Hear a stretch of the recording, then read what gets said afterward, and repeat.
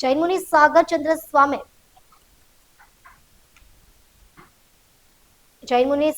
સામે સાધ્વીજીઓ અને શ્રાવિકાઓનું શારીરિક શોષણ કરવાના આક્ષેપો વચ્ચે સુરતમાં જૈન સમાજ દ્વારા મોટા પ્રમાણમાં વિરોધ પ્રદર્શન કરવામાં આવ્યું. મોટી સંખ્યામાં મહિલાઓ અને જૈન સમુદાયના લોકો સુરત પોલીસ કમિશનર કચેરીએ પહોંચી ગયા હતા અને મુનિ સામે કડક કાર્યવાહી કરવાની માંગણી કરી હતી.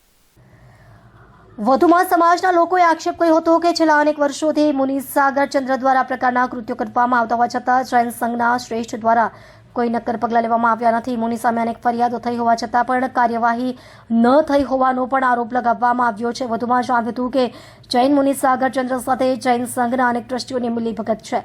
આ ઉપરાંત તેમની સાથે રાજતિલક, કલ્યાણ સાગર, હાર્દિક રત્ન, ધર્મકીર્તિ સહિતના અનેક પાખંડી મુનિઓ પણ જોડાયેલા હોવાના આક્ષેપો કરવામાં આવ્યા છે. વિરોધ કરતા તેમણે માંગણી કરી છે કે સાગરચંદ્ર સહિત આ તમામને સંપ્રદાયમાંથી બહાર કરવામાં આવ્યા. ઉપરાંત જૈન મુનિ સાગરચંદ્ર દ્વારા સંઘના લાખો કરોડો રૂપિયાની ઉચાપત કરવામાં આવી હોવાનો પણ ગંભીર આક્ષેપ કરવામાં આવ્યો છે. વિરોધ કરતા માંગણી કરી છે કે સાગરચંદ્રની ઉપાશ્રયમાંથી બહાર લાવી તેમને કપડાં પહેરાવવામાં આવે. નોંધનીય છે કે જૈન સમાજ સર્વોચ્ચ સંસ્થા તપાગચ્છીય પ્રવર સમિતિ દ્વારા મુનિ સાગરચંદ્રને સંઘમાંથી બહાર કરવામાં આવ્યા હોવાનું જણાવાયું છે. જોકે વિરોધ કરનારાઓનો દાવો છે કે તેમના પર લાદવામાં આવેલા પ્રતિબંધો છતાં તેઓ દરેક સંઘમાં સક્રિય હોવાનું જણાય છે. હાલમાં આગમો દ્વારક જૈન સંઘમાં મુનિ સાગરચંદ્ર રોકાયા હતા. ત્યાં વિરોધ કરવા ગયેલા લોકો સાથે ટ્રસ્ટીઓ દ્વારા ગેરવર્તન કરવામાં આવ્યું હોવાનો પણ આક્ષેપ કરવામાં આવ્યો છે. મુનિ સાગરચંદ્ર આગામો દ્વારક સંઘમાં આવતા જ અનેક ટ્રસ્ટીઓએ રાજીનામા આપ્યા હોવાનું પણ સામે આવ્યું છે. જૈન સમુદાયની મહિલાઓ અને સાધ્વીજીઓ માટે સાગરચંદ્ર મોટો ખતરો હોવાનું પણ લોકોએ જણાવ્યું છે. ત્યારે ઉલ્લેખનીય છે કે મુનિ સાગરચંદ્ર સામે 2 પોલીસ ફરિયાદ પણ થઈ ચૂકી છે. હાલમાં વિરોધ વધુ તીવ્ર બનતા પોલીસ તંત્ર દ્વારા આ મામલે વધુ તપાસ હાથ ધરવામાં આવી છે.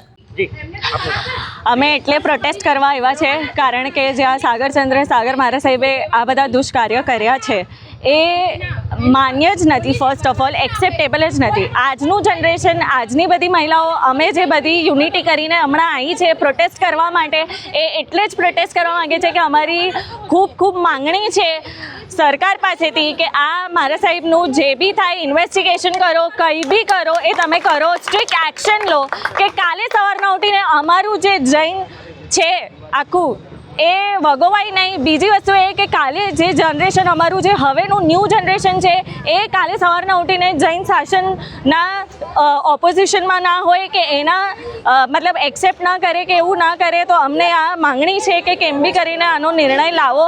અમારી સરકાર પાસે એક જ છે આજ. અમે એટલે જ અહીંયા બધી મહિલાઓ આવ્યા છે કે તમે પ્રોટેસ્ટ અમે કરીએ છીએ કારણ કે જેન્ટ્સ આગળ નથી આવી રહ્યા.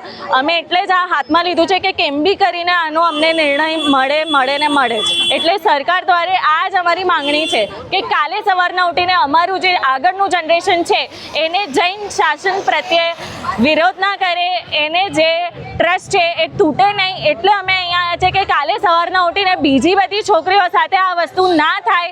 એટલે અમે અહીંયા આવ્યા છે કે અમારી સેફટી શું. અને આજે જૈન શાસન જે અમારા સાધુ ભગવંતોએ દીક્ષા લીધી છે 5 નવરત ધારીને, અને એનું આ પાલન નથી કરી રહ્યા. એટલે અમારી માંગણી એ જ છે કે તમે ઇન્વેસ્ટિગેશન કરો.